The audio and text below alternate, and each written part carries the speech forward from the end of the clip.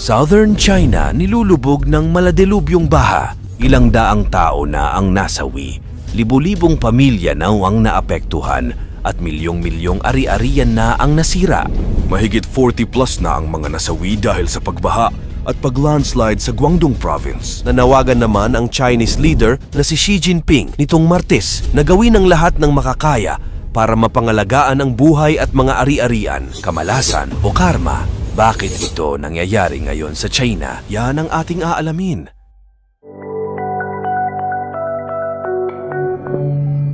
Ilang buwan nang nilulubog ng matinding ulan at pagbaha ang China. Pagpatak lamang ng taong ito, sunod-sunod na ang ulan at delubyo na lumulunod sa China. Ilang daang tao na ang nasawi. Libo-libong pamilya na ang naapektuhan at milyong-milyong ari-arian na ang nasira. Mahigit 40 plus na ang mga nasawi dahil sa pagbaha at paglandslide sa Guangdong Province. Ang pangyayaring ito ay tinaguriang once-in-a-century flood sa lugar, partikular na sa Meizhou City. Ang syudad na ito ay tahanan ng mahigit 3.8 million katao. Nagsimula ang once-in-a-century na pagulan noon lamang 1 linggo at mula noon, hindi na tumigil pa at lumalala lamang ang sitwasyon. Patuloy na inaayos ang mga apektadong lugar. Ngayon, nasa 9,000 na mga kabahayan pa ang wala pa ring kuryente dahil sa insidente. Noong Biyernes lamang, dineklara ang death toll na 9 lamang, ngunit sa hapon ding yon, nadagdagan pa ito ng 38. Hanggang ngayon, 2 ay nawawala pa rin. Dahil sa matinding pag-ulan at kaakibat na panganib ng pagbaha at landslide, mahigit 100,000 katao ang na-evacuate. Hindi na tinitigilan ng sakuna ang China. Nitong nakaraang buwan lamang, Mayo, 48 katao ang nasawi dahil sa pag-collapse ng 60-feet segment ng isang expressway. Ito ay bumigay dahil sa pasunod-sunod na malalakas na ulan sa lugar. Sa mga kalapit na probinsya, marami rin ang naapektuhan ng matinding ulan tulad sa Fujian, Guangxi at Hunan. Nirescue ng mga pulis ang mga natrap sa lumalim na tubig malapit sa isang malaking train station. Ang malakas at malalang pagbaha at landslide ay nakaapekto sa 8 townships sa Pingyuan County.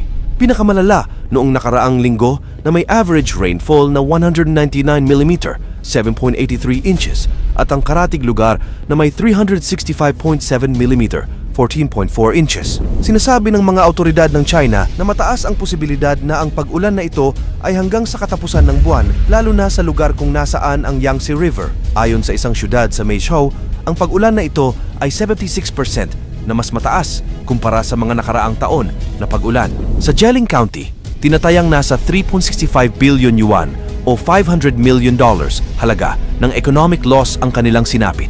Sa katunayan, mahigit 356 kilometers ng kalsada ang nasira. Daang-daang mga tulay ang nasira at malawak na mga farmland ang binaha. Ang pinakamalalang pag-ulan ay nangyari noong Linggo hanggang Martes. Tinumba nito ang mga puno at winasak ang mga kabahayan. Pagkatapos, sinira din nito ang isang kalsada na kumokonekta sa Mixian District, ang Southern Guangdong Province at tinaguriang economic powerhouse. Nilalaman nito ng 127 million na mga tao. Normal ang pag-ulan sa lugar tuwing Abril hanggang Setyembre. Ngunit nitong mga nakaraang taon, mas nakararanas ng mas matitindi at malalalang pag-ulan at pagbaha ang lugar. Ayon sa mga scientists, nakararanas ng matinding pagbaha at pag-ulan ang lugar dahil sa mas lumalala pang climate change. Nagbabala naman ang mga eksperto dahil ayon sa kanila, ang paglala ng climate change ay nangangahulugan ng mas nakakamatay at mas malalang mga sakuna. Nanawagan naman ang Chinese leader na si Xi Jinping nitong Martes na gawin ang lahat ng makakaya para mapangalagaan ang buhay at mga ari-arian. Dahil sa mas lumalalang epekto ng climate change, nagiging pampukaw na ito para sa lahat, para sa mga hagupit ng kalikasan.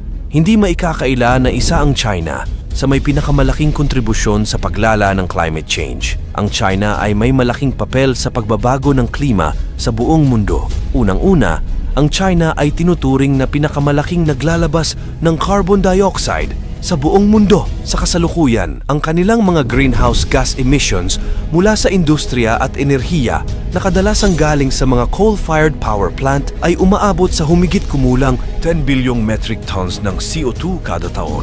Ito ang nagiging pangunahing sanhi ng pag-init ng mundo na nagdudulot ng mga pagbago sa klima tulad ng mas matinding mga bagyo, tagtuyot at pagbaha. Bukod dito, ang paglaki ng kanilang manufacturing sector na nagpuproduce ng maraming mga produkto na iniluluwas sa pandaigdigang merkado ay nagpapataas din ng kanilang carbon footprint. Sa kasalukuyan, ang China ay nagbibigay ng halos 28% ng global manufacturing output na nangangailangan ng malaking halaga ng enerhiya na karaniwang nagmumula sa mga fossil fuels. Nakadepende rin ang China sa coal bilang pangunahing pinagkukunan ng enerhiya na naglalabas ng mahigit sa 60% ng kanilang pagkonsumo ng enerhiya mula dito. Ang coal ang pangunahing pinagkukunan ng halos 70% ng kanilang electricity generation na nagdudulot ng malalaking carbon emissions. Sa kabila ng mga hamon, kinikilala rin ng China sa kanilang mga hakbang upang tugunan ang climate change. Nitong nakaraang taon,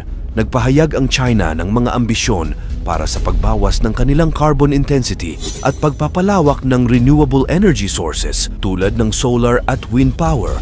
Gayunpaman, upang matugunan ang mga hamon ng climate change ng mas epektibo, mahalaga ang tuloy-tuloy na kooperasyon ng lahat ng bansa at pagpapatibay ng mga internasyonal na kasunduan tulad ng Paris Agreement. Ang Paris Agreement ay isang pandaigdigang kasunduan sa pagbabago ng klima na nilagdaan noong Disyembre 2015 sa Paris, France. Layunin nito na mapababa ang pag-init ng mundo sa ilalim ng 2 degrees Celsius mula sa pre-industrial levels at itaguyod ang pagsisikap na limitahan ito sa 1.5 degrees Celsius kung maaari. Ang kasunduang ito ay naglalaman ng mga commitment mula sa mga bansa sa buong mundo upang maglaan ng mga target para sa pagbaba ng greenhouse gas emissions, pagpapalawak ng renewable energy, at pagtulong sa mga bansa na pinakaapektado ng epekto ng climate change.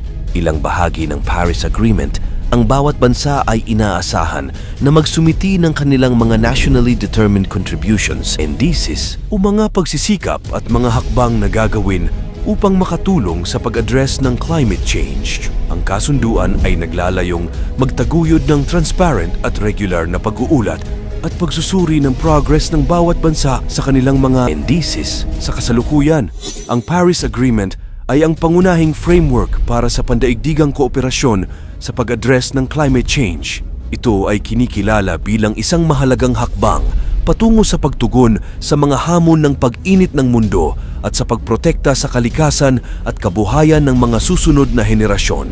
Sa pamamagitan ng sama-samang pagkilos, maaaring makamit ang isang mas malinis at mas ligtas na kinabukasan para sa lahat. Habang patuloy ang pag-unlad ng China, hindi maaaring ipagwalang bahala ang kanilang epekto sa kapaligiran. Ang pagtugon sa climate change ay hindi lamang tungkulin ng China, kundi ng lahat ng bansa sa mundo. Ang malalang pag-ulan at pagbaha sa China ay hindi dapat gawing katatawanan. Maraming mga buhay ang nasawi, maraming pamilya ang naapektuhan. Ito ay nangyari dahil sa isang malaking problema, ang climate change. Ang nangyayari sa China ay nagsisimbolo ng hagupit na hindi lamang sa bansang China mangyayari, ngunit pati na rin sa ibang lugar at sa atin kung patuloy nating hahayaan ang paglala at pagkawasak ng ating mundo. Sa iyong palagay, nararapat lamang ba itong nangyayari ngayon sa China? Ikomento mo naman ito sa ibaba. Huwag kalimutang mag-like at share. Hanggang sa muli, salamat at God bless.